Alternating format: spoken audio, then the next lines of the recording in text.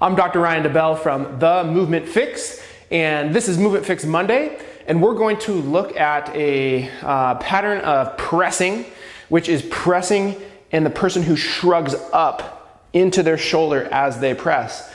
We see this a lot in push-ups. The person's doing push-ups and they like to default kind of going up here, or they get into their dips and they really shrug up here versus kind of staying down. Or same thing, bench press. They're benching and they get up here, and what they're doing is anchoring their shoulder off of their neck, which may lead to shoulder pain, neck pain, stiffness, etc., because we're anchoring up off of there, when we should be kind of anchoring the shoulder into the rib cage and the core a little bit more.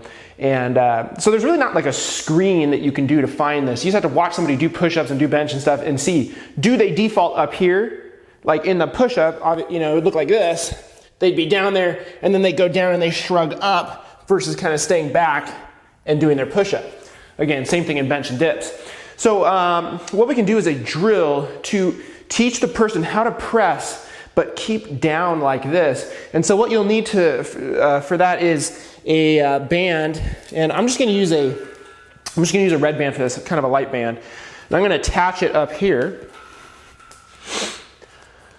And what we're going to do first is we're just going to be holding kind of pressure against the band and then turning the head and the neck, because what that's going to do is teach you how to create tension down and have the arms out like this, but the neck is moving, so it has to be relaxed to some degree.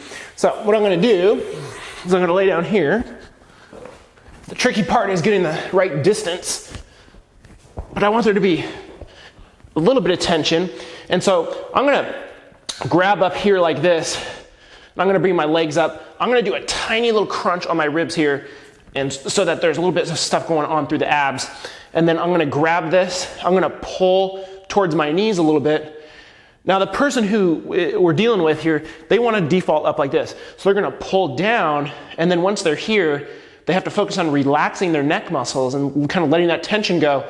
And then they're going to rotate side to side, because if they're tensed up here, there's no way they're going to be able to rotate. So it's a way to keep them honest and do what's called movement disassociation.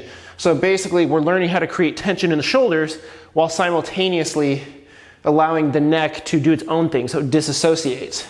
So once we're able to do that, that's sort of like just getting the neck loose a little bit. Then we can actually press up and down here, and the band is pulling me this way. It's pulling me up. And so that kind of cues me to pull down against it, and then I can do the pressing pattern, learning how to be down sort of more in that core versus being up and anchoring in the neck.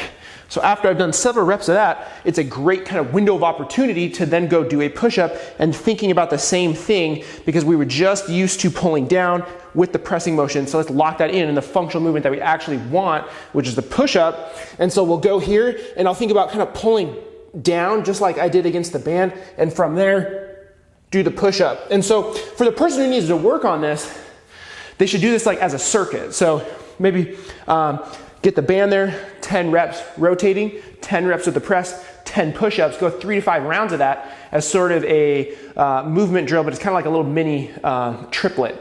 So that way it's not boring and you're not doing just the thing, but you're making it a little circuit. So for that athlete, for that person who loves to recruit up here, has that kind of dysfunctional pattern of pressing, this is money. So make sure you give it a try.